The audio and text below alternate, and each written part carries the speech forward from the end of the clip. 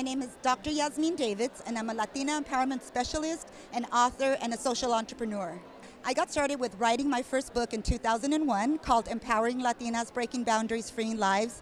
I wrote my life story and some research about Latinas, and within 60 days I was voted like one of the 100 most powerful Latinas in America by Hispanic Magazine, just because I told the truth. And the need was there for Latinas to be transparent about not allowing their past to dictate their future. My inspiration was I grew up in a very dysfunctional family where there was a lot of secrets, and because of those secrets, the dysfunction never was disclosed, and I couldn't save my mother from being abused. So I said, when I grow up, I'm going to change the world and help women share their stories so that other women can feel supported and it could stop, the abuse can stop.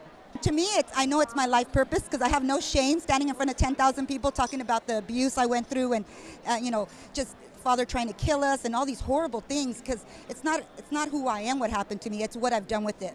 You know, when I was a business student at USC, everyone talked about profits, and I said, okay, what do you do with those profits? And they said, you invest and make more profits. I said, when do you help people? They said, go to sociology school, Yasmin. You don't belong in business school because it's about profits. So I said, I will prove you wrong. I'm going to help people, help women, and build wealth at the same time. And when my first book came out, and I got all these contracts to be spokespersons for different organizations and started building my wealth, they called me, these students, and said, we're sorry, we were wrong. I said, that's right, baby, you were wrong. You know, it's interesting because at first my mom was very upset because I was putting the dirty laundry out there in my very first book. But people came up to her and said, aren't you proud of your daughter? And, just gave her all the credit. And she's like, yeah, I told her to do it. Yeah. I said, yes, you did, Mommy. So now she's the greatest fan. Well, it's interesting because, we as women or as people, we tend to always become, as an adult, the results of our childhood experiences make us who we are as adults. And so seeing my mom put up with my father's behavior because she had nowhere to go, no education, no skills, I told myself I would never depend on a man to take care of me. So guess what? I would be overeducated and I would get my PhD. I did everything I could to make sure I was independent, which has turned out great for me, but it was derived from my need to not depend on anybody. You know, the most beautiful part of it all is that I've been able to, for the last 15 years, work with Latina women at a core soul level, from homeless women to billionaires. And at the end of the day, I've seen inside their soul more than the average person. And all of us want the same thing. It doesn't matter. We all want to be loved.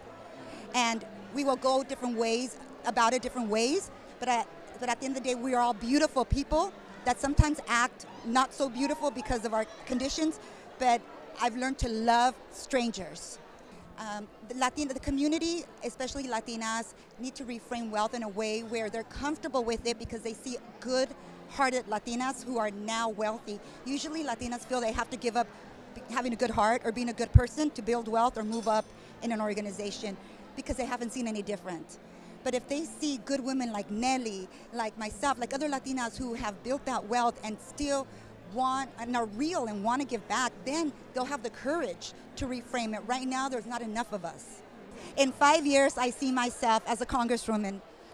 Definitely, I'm 43, I've reached everything I wanted to reach at 43. I've built businesses, I've sold businesses, I have my doctorate, I've done everything that I want to do. Next step is Congress.